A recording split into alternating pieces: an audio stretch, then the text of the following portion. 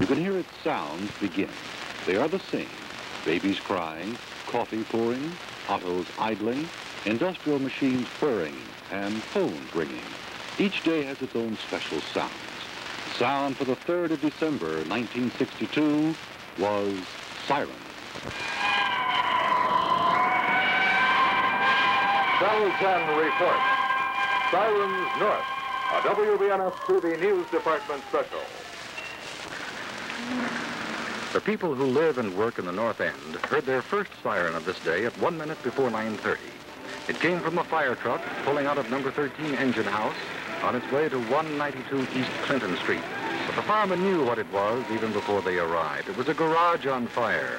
But more than that, it was a garage purposely set on fire, just as 104 other garages had been purposely set on fire in this area in the past 10 months. The billowing, puffing black clouds of smoke told the firemen that this one had gotten a good head start. They began the almost futile attempt to save whatever could be saved. Inside the garage was Robert McCabe's 1962 car. He opened his back door this morning to discover the garage in flames and firemen running across his backyard. Firemen knew this was the work of the Northside arsonist. The pattern was the same.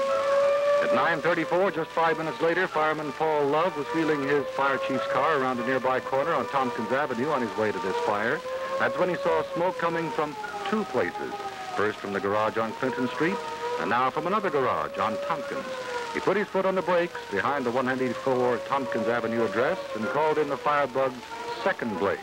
By this time, the columns of rising smoke were attracting spectators. Inside the burning garage on Tompkins was another late model car. Now, one difference in the arsonist's work did occur to firemen. Before today, he set fires only to empty garages. This morning, both garages were occupied. This wasn't the only difference, however. The firebug had never set more than 2 fires in any one day. But today, he was moving across the North End like a wind. Today, he would set 4 fires in less than half an hour. By 9:52, the arsonist had moved his operation quite a bit further north. The call came in, garage fire, 49 East Brevoort. Fire Chief Merle Patterson, who was directing the work on Clinton and Tompkins fires, now raced up North High Street to the new blaze. And to his complete amazement, as he passed by 3604 North High Street, he discovered another garage on fire. He radioed in for more fire trucks. All this was putting a pretty heavy strain on fire equipment in that end of town, but it was here that fire officials found their first real piece of evidence in all the 104 blazes. A discarded matchbook was found inside the garage on North High Street. Unbelievable as it may seem, while the department was fighting all these fires, 2 false alarms were phoned in by an anonymous caller. Now, whether he is the same person setting the fires remains to be seen. Who he is, why he does it, no one knows. A man picked up on High Street as a suspect this morning was let go this evening. What they do know is that this arsonist has caused more than $50,000 damage in garage fires, and he isn't through yet. By 11:45, Chief Patterson was back in his car. It had been a bad morning. It was about to become a worse afternoon. We've had 4 set fires before this, and then run into this about noon, and as we was going up the street, we were in the car. Told the driver, I says, I hope that's a sonic boom, but it wasn't. It wasn't a sonic boom, but it felt like one to the 7 workmen in the basement of a new dormitory under construction at OSU. The morning sound of sirens on the north side was like a toot compared to the wailing chorus that now broke out. From every direction, they screamed into the area. Nobody even asked what happened. They just tried to help the injured. One man lay on the ground as others pulled a makeshift blanket over him. Firemen were there immediately to give him what little first aid they could for his burns. 6 other men were burned and hurt in this tremendous explosion. One man, his face burned, was led to a waiting car and driven to University Hospital. 3 others, their faces burned and their hair singed, stood waiting for treatment and help. Firemen, fearing the worst, began to dig through the massive pile of junk that was once a nearly built dormitory.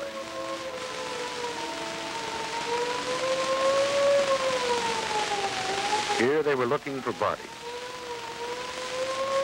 But fortunately, they found none. The building, or what was left of it, stood at the corner of Framby's and Neal Avenues. It was the dining hall area that the men were working on. Down in the basement, 2 or 3 of them had gathered together to light the new boiler before knocking off the lunch. No one is really sure what did happen. Maybe there was a gas leak in the lines being connected to that boiler. Maybe there wasn't. But a second later, there was a thundering explosion that shuddered across the campus, rocking buildings a half-mile away. In a flash, the building caved in.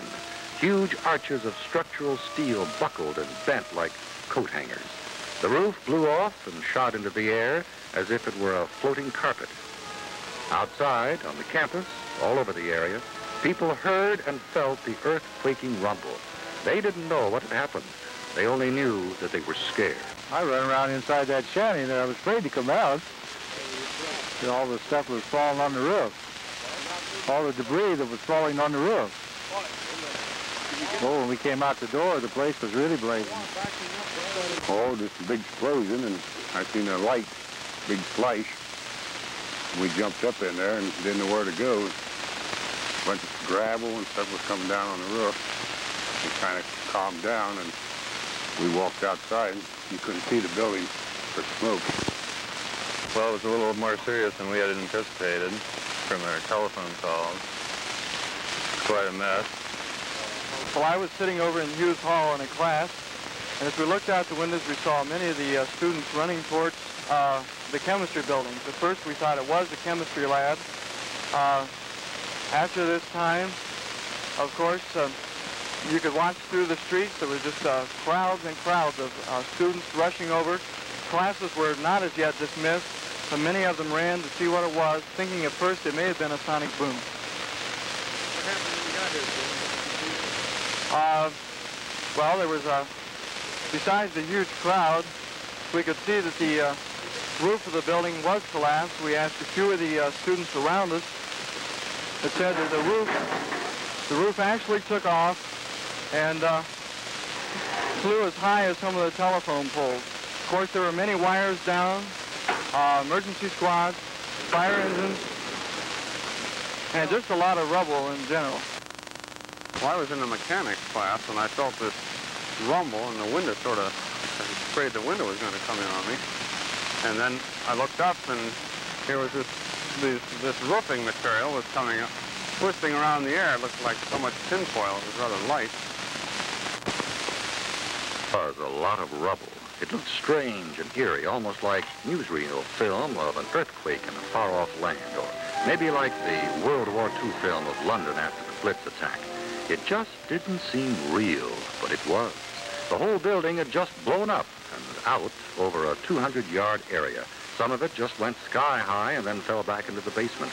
It was as if a giant had picked up the building and smashed it back to the ground. Everywhere you looked, there were tons of broken brick and twisted steel.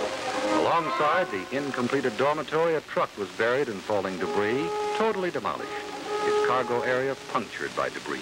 On another side of the building, another truck met the same end. It too was smashed and crushed under tons of stone.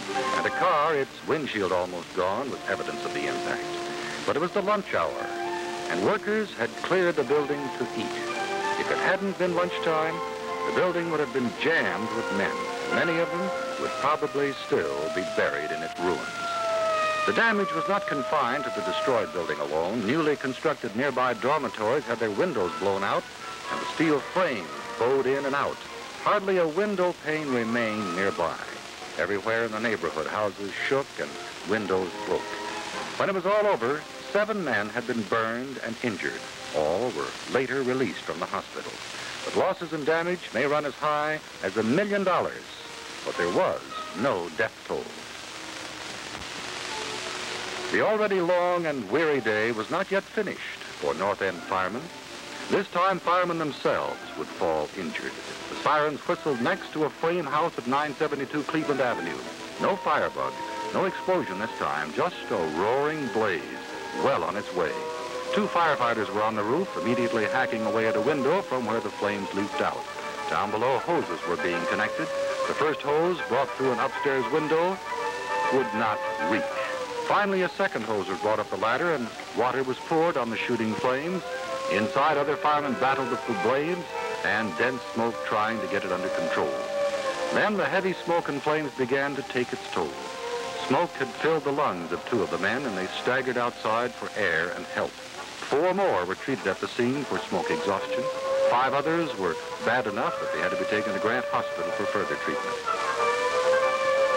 One of them, Clifton Sharp, was fighting the blaze inside on the first floor. In the heavy smoke, he failed to see a hole in the floor and fell through to the basement. He was carried out by his buddies and laid on the lawn to await an emergency squad. A friend tried to comfort him.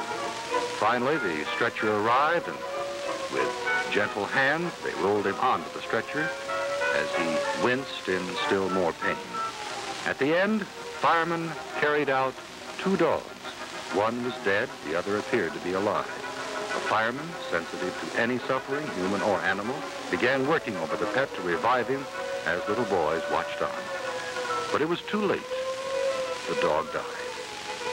But that dog's death was the only one in this long, long day of destruction, fire, and disaster. Somehow, partly because of the courage and speed of these firemen, other lives had been saved this day. Each day has its own special sounds, and the sound of this 3rd day of December was sirens. Sirens North.